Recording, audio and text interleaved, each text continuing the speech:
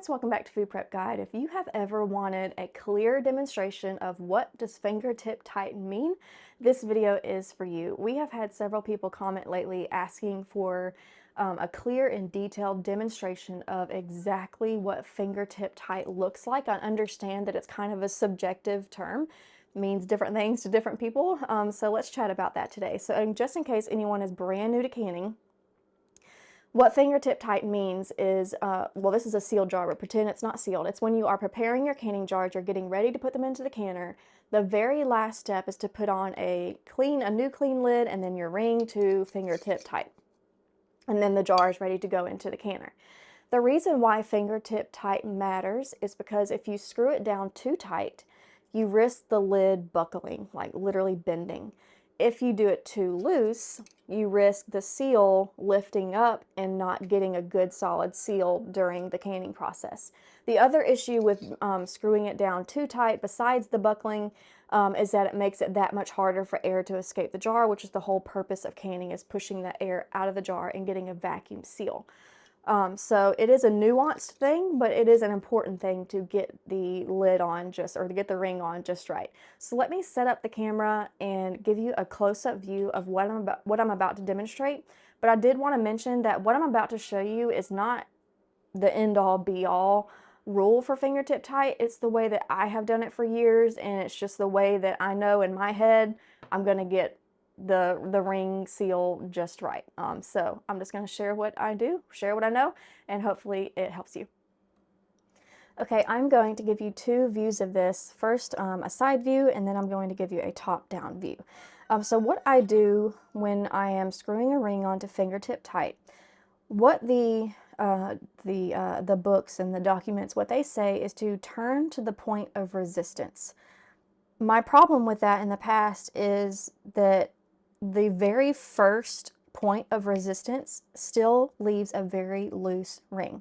What I mean by point of resistance is as you're screwing down, there's nothing stopping me. I'm screwing, going down until eventually I'm going to feel some resistance. I'm going to feel a tug, not really a tug, but right here.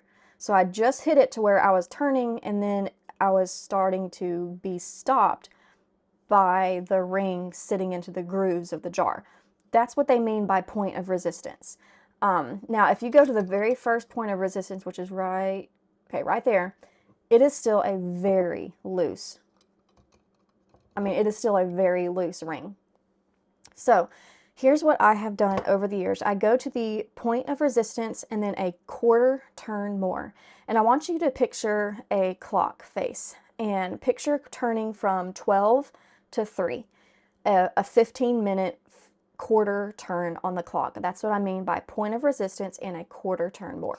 So I'm going to demonstrate that. I'm going to go to the point of resistance right here. It's the point of resistance. And then I'm going to take my fingers and pretend like the top of my fingers is a 12 on the clock, and I'm going to turn until I hit the 3 on the clock, which is right here. Quarter turn. And that's how I do my jars.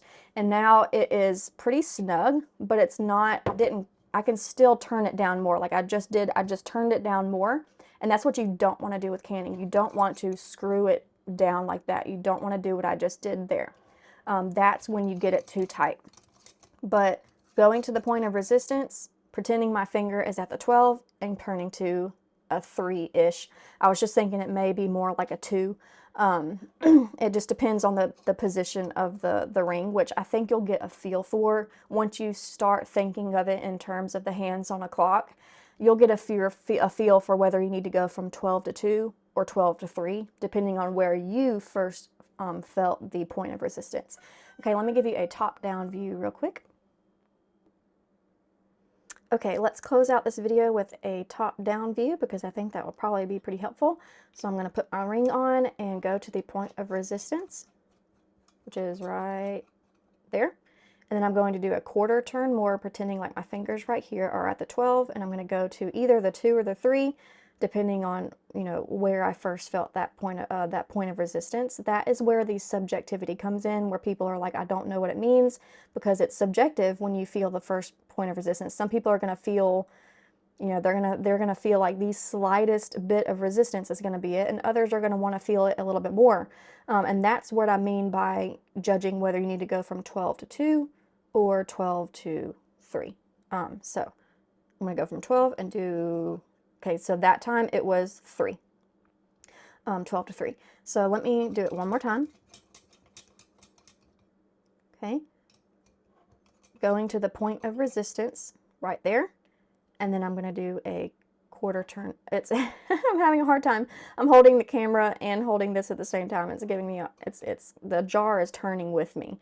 But I think you get the idea. Pretend like your fingers are at 12 and go to a quarter turn more, and that is fingertip tight. If you are brand new to canning and you are interested in learning how to do it safely and with confidence versus piecing it all together throughout the internet, we do have an online self-paced canning class where we will teach you how to can safely with confidence, and you can be sure that you won't miss any important information. I will link that down in the description box below, or comment canning class in the comments below, and I will send you the link directly. That's all for today, and we'll see you next time.